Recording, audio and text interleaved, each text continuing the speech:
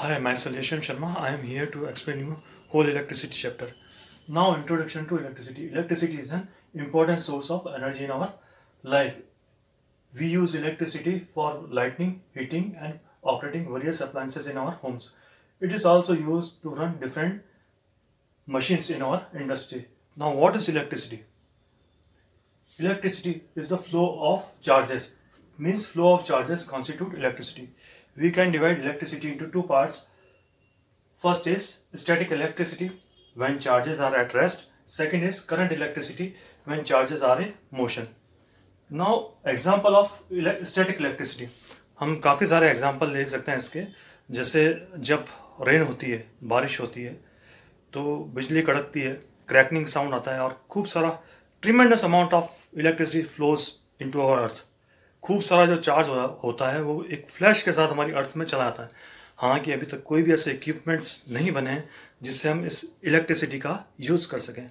लेकिन अगर फ्यूचर में ऐसा हुआ तो हम हमारी एनर्जी की काफ़ी सारी वेरियस जो नीड्स हैं उसी से पूरा कर लेंगे.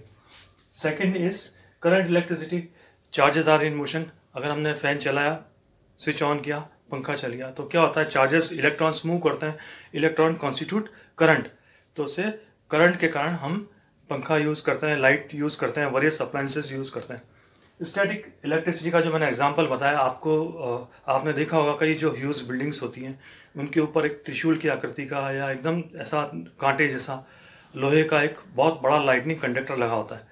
तो जब कभी बिजली कड़कती है और ज़ोर से बिजली गिरती है तो वो लाइटनिंग कंडक्टर के कारण सारी अर्थ में चली जाती है. लेकिन अभी तक ऐसा कोई इक्विपमेंट नहीं बना सकेंगे उस इलेक्ट्रिसिटी को हम यूज़ कर सकें.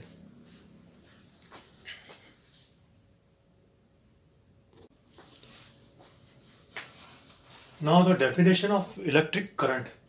The rate of flow of electric charge is known as electric current. Electric current is equal to charge upon time. तो बहुत ही आसान है याद करने के लिए. I is equal to Q upon T. I is बड़ी QT है. यहाँ चाहे ऐसा भी हम Q is equal to IT, इससे भी हम लर्न कर सकते हैं.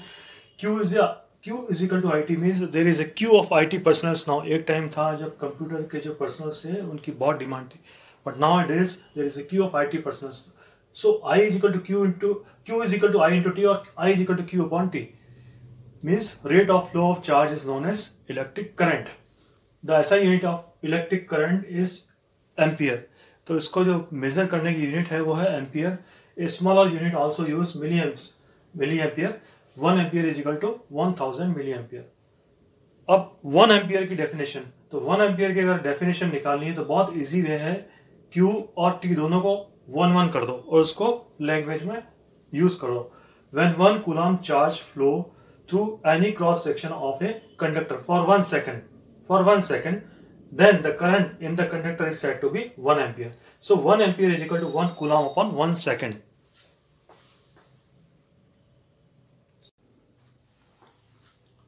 Now space number 3. Nature of electric current. As shown in the figure, a battery tri-cell is connected with a bulb and key in the series combination. When we close this key, then current started flowing. When we close this key, then electrons started flowing from negative terminal to positive terminal. हमेशा ये बात ध्यान रखना कि electrons होंगे वो negative terminal cathode से positive terminal anode की तरफ फ्लो करेंगे. Whereas current always negative to the direction of electrons. Current flows from positive terminal to negative terminal. और इसी करंट के कारण ये बल्ब स्टार्ट ग्लोइंग करना शुरू करेगा. तो एक बात हमेशा ध्यान रखना, इलेक्ट्रॉन्स नेगेटिव टर्मिनल से पॉजिटिव टर्मिनल, कैथोड से एनोड, करंट हमेशा positive terminal to negative terminal. Now definition of electrical potential. तो इसको लर्न करने के लिए बहुत इजी वे है. W is equal to VQ.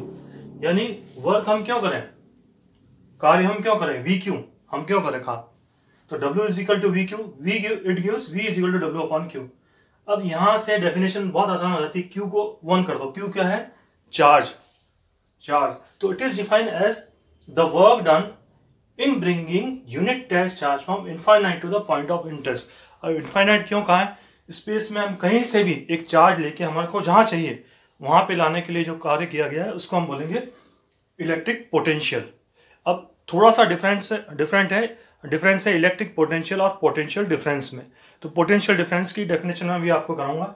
वापस देख लो, W is equal to V Q gives V is equal to W upon Q, Q को 1 कर दो तो V इज इक्वल टू क्या आ जाएगा W। अब इसको लैंग्वेज में यूज करो। It is defined as the work done in bringing unit test charge from infinite to the point of interest.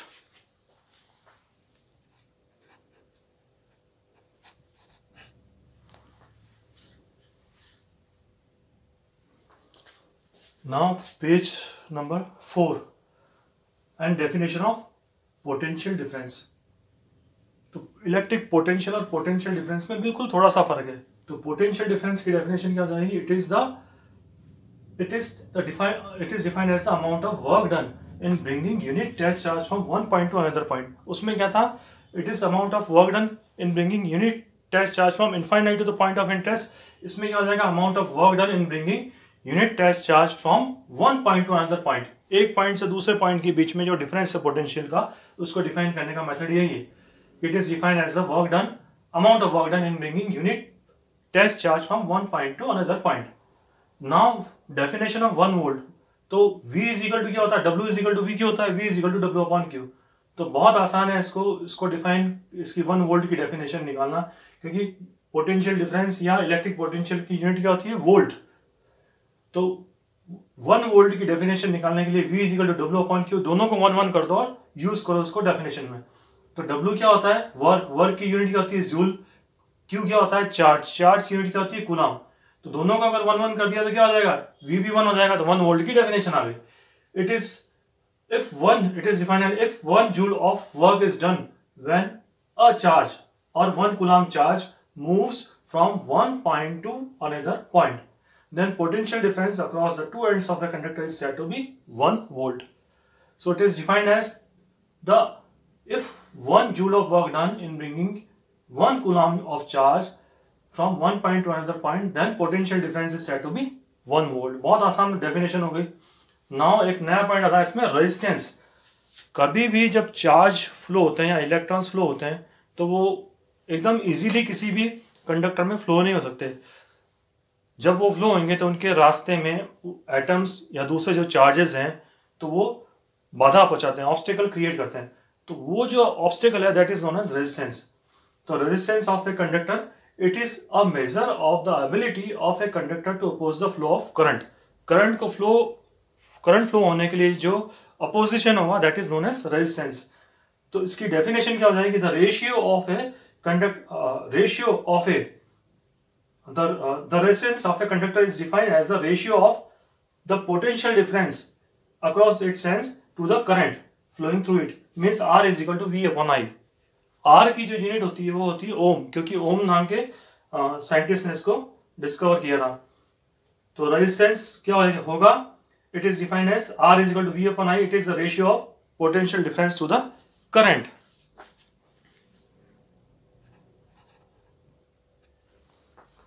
Now page number 5.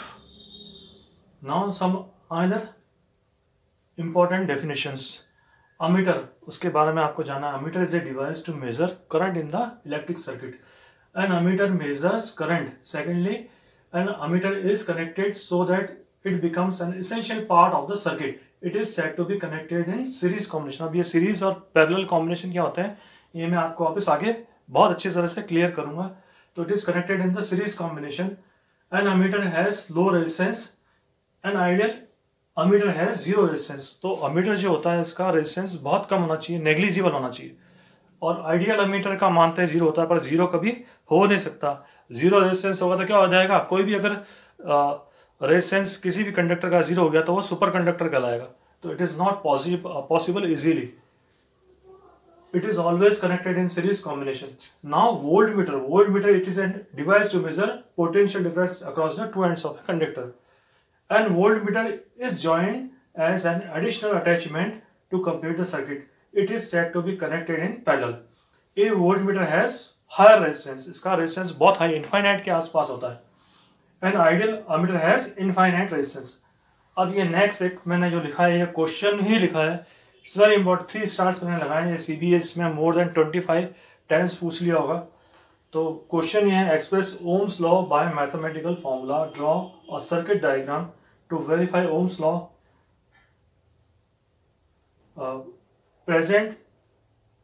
present the relationship between voltage and current flowing through it graphically. तो V और I के बीच में आपको graph बनाना है और उसकी relationship show करनी है graphically, right.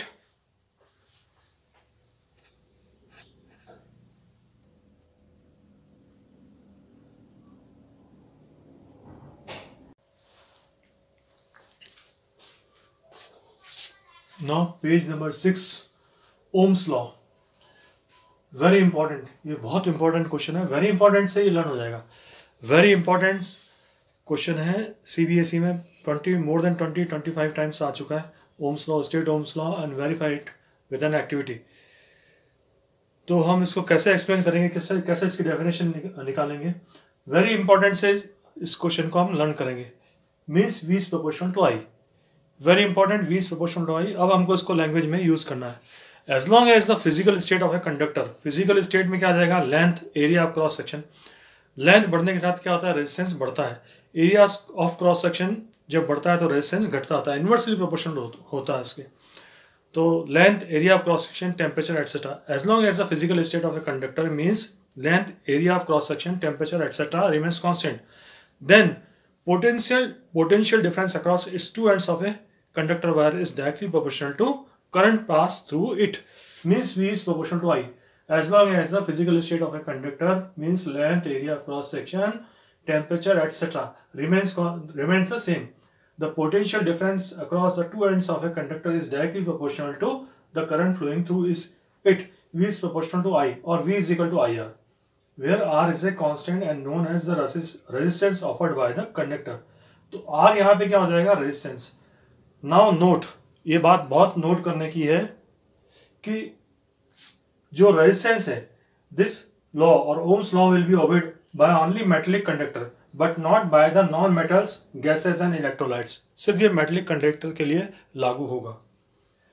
Unit of R resistance is ohms, इसकी यूनिट क्या हो जाएगी, रेजिस्टेंस की, ओम, और इसका सिंबल जो हो जाएगा इस तरह से ohm, right.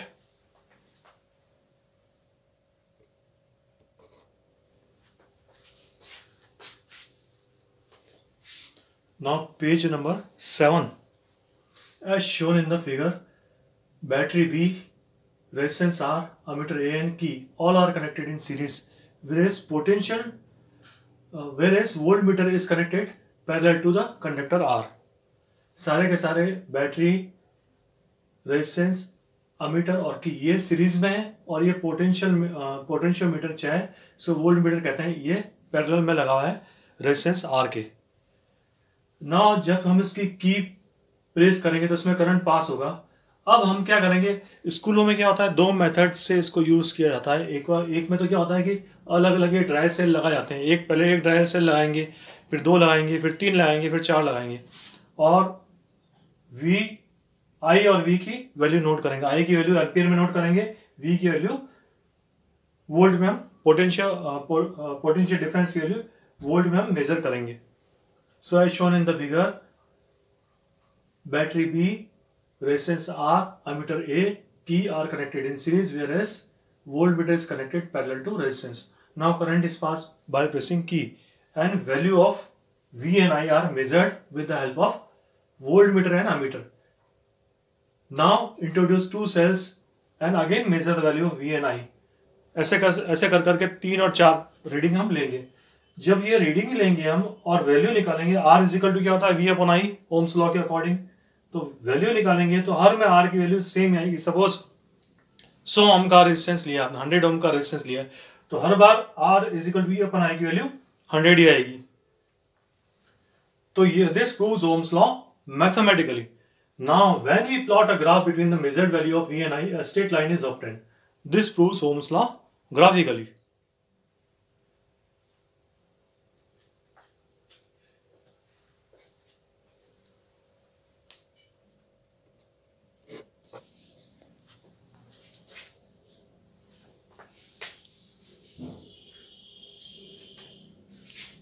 Now page number 8. Dependence of resistance on length and area of cross section. Factors जो है रेजिस्टेंस फैक्टर्स ऐसे कौन से हैं जो रेजिस्टेंस जिनके ऊपर डिपेंड करेगा।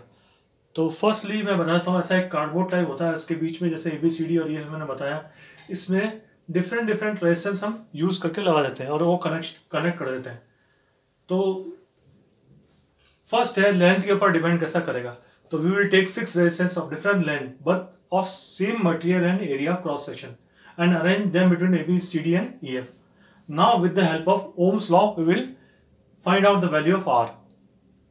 हम R की रेजिस्टेंस की वैल्यू निकाल देंगे। हर ईच केस में हम देखेंगे कि R is proportional to L, मतलब जैसे जैसे हम इसकी लेंथ बढ़ती जाएगी तो उसका रेजिस्टेंस बढ़ता जाएगा। सपोज 1 मीटर का है तो उसकी कोई रेजिस्टेंस 100 ओम है, 2 मीटर का हो गया तो 200 ओम हो जाएगा। तो जैसे जैसे उसकी लेंथ बढ़ेगी उसका रेजिस्टेंस बढ़ता जाएगा। तो it shows that R is proportional to L।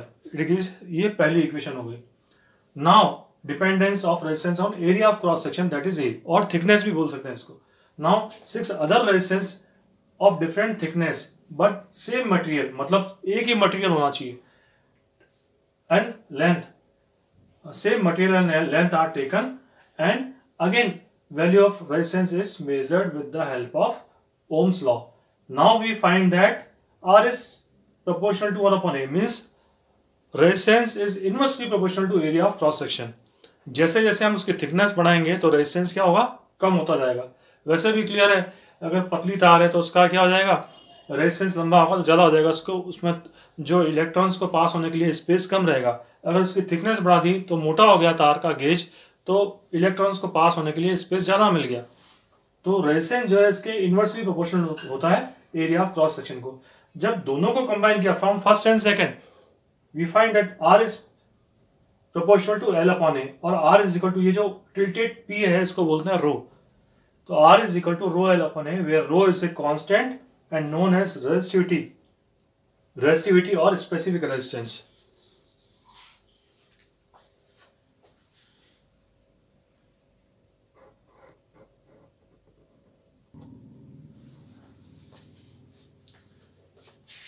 Now page number 9, definition of specific resistance. तो अभी हमने जो डिपेंडेंस निकाला था उससे हमने फॉर्मूला निकाला था R is equal to rho L upon A। तो लर्न करने के लिए कर सकते हैं कि R रेजिस्टेंस क्या होता है, रोले, तो R L अपॉन A, और रो L अपॉन A रोले, तो R is equal to rho L upon A। Now rho is equal to RA upon L, तो इसको भी लर्न करने के लिए रो क्या हो जाएगा, रेल, RA अपॉन L। अब इसकी डेफिनेशन अगर निकालनी है तो फिजिक्स में क्या करते हैं हम, जो फॉर्मूला से डेफिनेशन निकालते हैं, A को भी 1 कर दो और L को भी 1 कर दो। A क्या है, एरिया ऑफ क्रॉस सेक्शन है, L क्या है, लेंथ।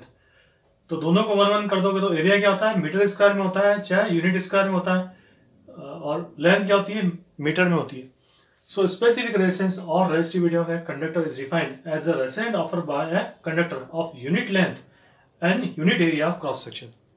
वापस देख लो यहाँ से, रो इज इक्वल टू क्या होगा, RA अपॉन L। A को 1 कर दिया, L को भी 1 कर दिया, तो रो क्या हो गया, R के बराबर। अब इसको यूज करो डेफिनेशन के पॉइंट ऑफ व्यू से। So specific resistance of a conductor is defined as the resistance offered by a conductor of unit length and unit area of cross section.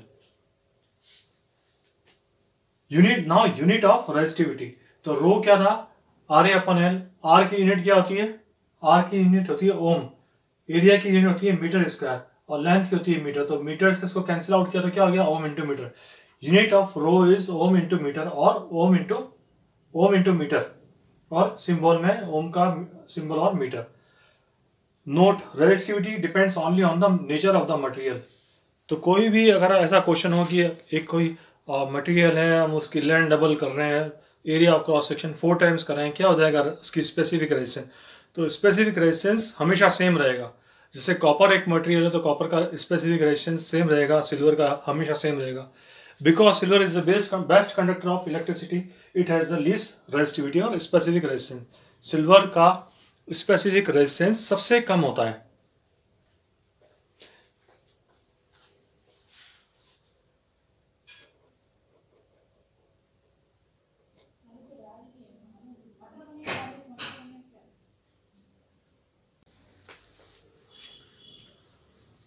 Now definition of conductivity. Conductivity is reciprocal of resistivity. और physics में एक ये ऐसी unit है जो पूरी inverse हो जाती है।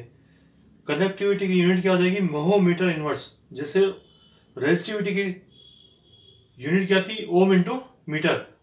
रेजिस्टिविटी की यूनिट थी ओम इंटू मीटर, तो इसकी mho into metre, mho into metre inverse, mho metre inverse, MHO metre inverse.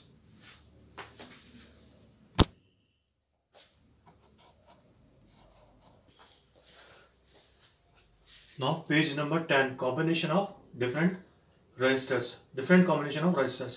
So पहला जो दो तरह के कॉम्बिनेशन आपके इसमें कोर्स में है, पहला सीरीज कॉम्बिनेशन, दूसरा parallel combination. Series, now series combination, resistance connected in series combination. If R1 R2 are two resistance given connected in series combination.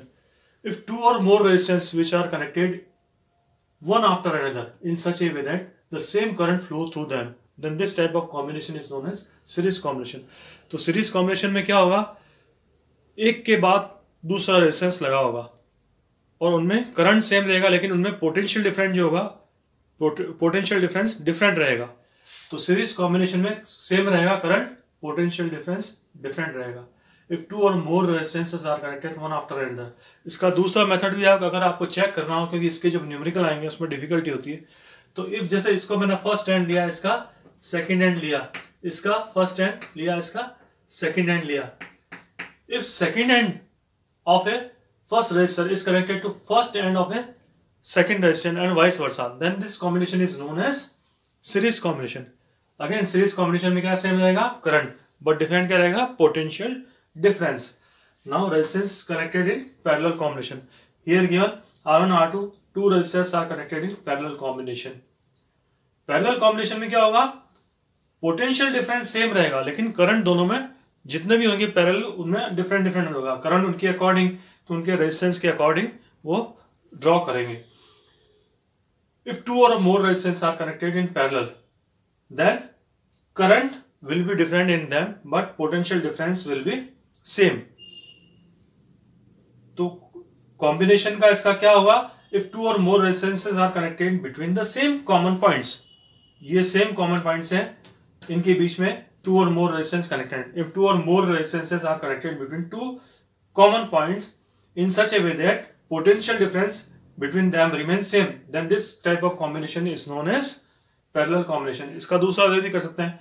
If first end of all resistance are connected together and second end of all resistances are connected together, then this type of combination is known as parallel combination. Again, if first end of all resistances are connected together and second end of all resistances are connected together, then this type of combination is known as parallel combination. In parallel combination, potential difference remains same, but current will be different in different resistor. Now most important questions में से एक ये भी है, CBSE में काफी बार पूछा जाता है।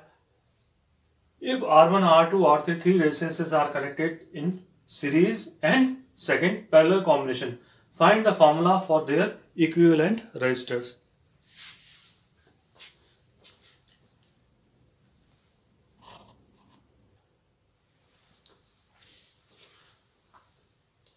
Now page number 10.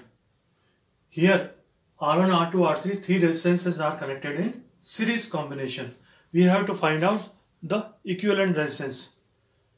जैसा यहाँ पे दिया गया है, तीन रेजिस्टेंस R1 R2 R3 समांतर क्रम में, समांतर नहीं सीरीज में, श्रेणी क्रम में जोड़े हैं। इनको हिंदी में बोलते हैं श्रेणी क्रम, और वैसे बोलेंगे series. as shown in the figure, R1 R2 R3 are three resistances connected in series combination. Series combination में क्या होता है? करंट सेम रहता है, पोटेंशियल डिफरेंस डिफरेंट रहता है। So as shown in the figure, R1 R2 R3 three resistances are connected in series with battery V key K. Now whereas voltmeter is connected parallel to R1 R2 R3. अब ये ध्यान रखना कि series combination में क्या same रहता है? Current same रहता है, लेकिन पोटेंशियल डिफरेंस तीनों रेजिस्टर्स में डिफरेंट रहेगा। इसलिए हम जो डिफरेंट रहता है उसी को लेंगे। Now V1, potential difference V1 in R1, V1 is equal to IR1.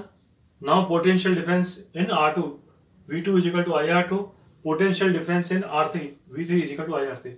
Let net total potential difference V is equal to IR. Therefore, V is equal to V1 plus V2 plus V3. Putting values, IR is equal to IR1 plus IR2 plus IR3 gives IR is equal to I common ले लिया, R1 plus R2 plus R3.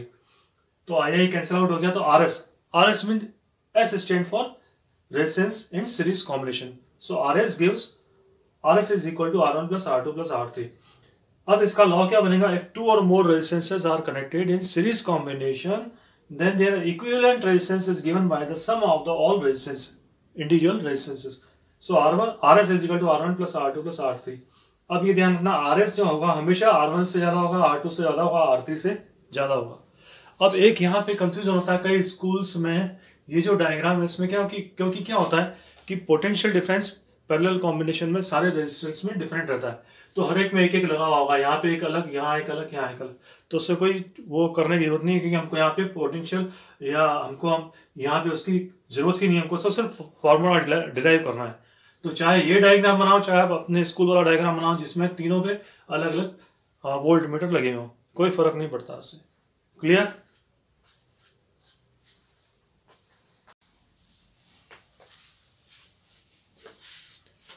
Now page number 11. As shown in the figure, R1, R2, R3, three resistances are connected in parallel combination. A single voltmeter is connected in parallel, while a battery B, key K, and ammeter are connected in series combination. Now current is passed by pressing key K. What happens? अब जब ये parallel combination में है तो क्या different रहेगा? Parallel combination में current different रहेगा और पोटेंशियल डिफरेंस सेम रहेगा. तो जो हम डिफरेंट है हमको वही लेना है. As shown in the figure, R1, R2, R3, three resistances are connected in parallel. Now current is passed. Now current in R1, I1 is equal to V upon R1 with the help of Ohm's law. Current in R2, I2 is equal to V upon R2. Current in R3, I3 is equal to V upon R3. Let total current I is equal to V upon R. Therefore, net current I is equal to I1 plus I2 plus I3. Putting values, we get V upon R is equal to V upon R1 plus V upon R2 plus V upon R3. V यहाँ पे हमने common ले लिया. Common लेने के बाद में ये कैंसिल आउट हो गया, तो it gives the result 1 upon Rp is equal to 1 upon R1 plus 1 upon R2 plus 1 upon R3. Rp stands for the equivalent resistance in parallel combination. Right?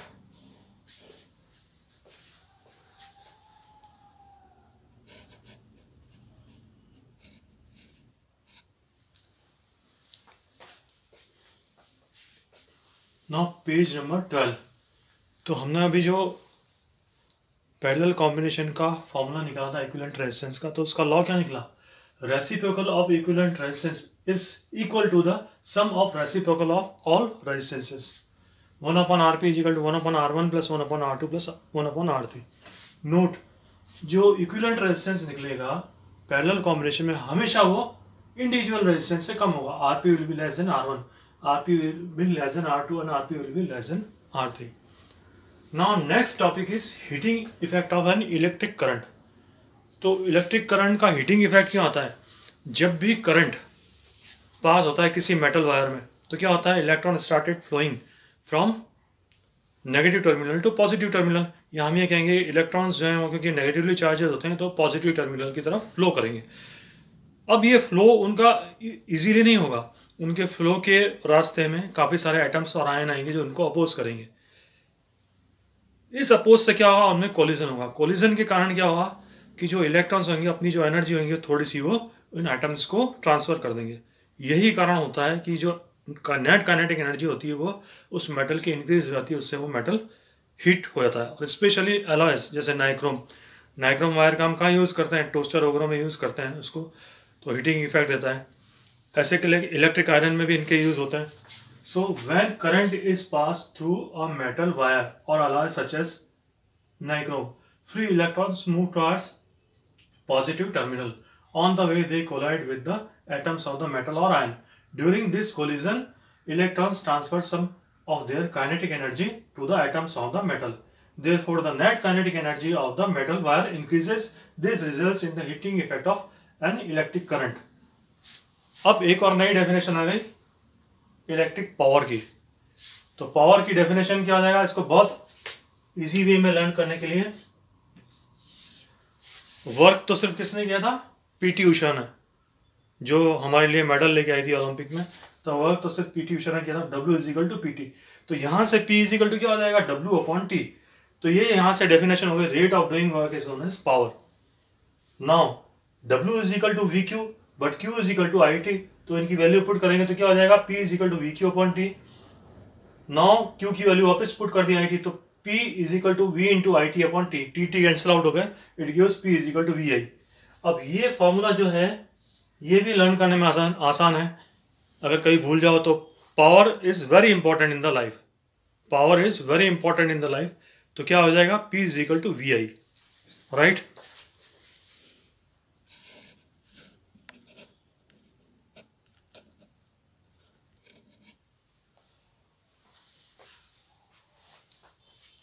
Now chapter in short. सारे हम इसके फॉर्मूले थोड़ा revise कर लेते हैं। I is equal to Q upon T. तो यहीं से डेफिनेशन आई थी, rate of flow of charges known as current. Q is equal to N E where E is equal to 1.6 into 10 to the power minus 19 coulomb. E की जो electron के ऊपर charge होता है वो 1.6 into 10 to the power minus 19 coulomb होता है। फिर आया था W is equal to V Q. कार्य हम क्यों करें, काम हम क्यों करें भाई। तो V is equal to W upon Q, यहीं से इसकी पोटेंशियल डिफरेंस की डेफिनेशन आती है। It is the work done in bringing unit charge from infinite to the point of interest। फिर W is equal to V I T, ये भी formula है इसका। अब यहां से V is equal to I R, W is equal to I R into T gives W is equal to I square R T, या H is equal to I square R T, ये भी heat का formula है। फिर I is equal to V upon R, वो put किया तो आ जाएगा W is equal to V square upon R into T. फिर series combination R S is equal to R one plus R two plus R three. Parallel combination 1 upon R P is equal to 1 upon R one plus 1 upon R two plus 1 upon R three. फिर एक और formula है Q is equal to N E. तो अगर हमको ये निकालना है कि 1 कूलम चार्ज के अंदर कितने इलेक्ट्रॉन्स होते हैं, तो Q is equal to NE, Q को कर दिया 1, N इंटू 1.6, E की वैल्यू होती है 1.6 into 10 to power minus 19 coulombs. तो ये N की वैल्यू आई हमारे पास 6.25 into 10 to power 18 electrons. Means एक कूलम के अंदर, एक कूलम चार्ज के अंदर कितने इलेक्ट्रॉन्स होते हैं, 6 के आगे 18 जीरोस लगा दीजिए, इतने इलेक्ट्रॉन्स एक कूलम के अंदर होते हैं, राइट। आपको अगर मेरा ये पढ़ाना सही लगा हो तो आप मुझे थोड़ा आइडिया दीजिएगा कि मैं कौन सा चैप्टर डालूं मैथ्स और साइंस दोनों में, और कमेंट करिएगा ज़रूर। थैंक्स।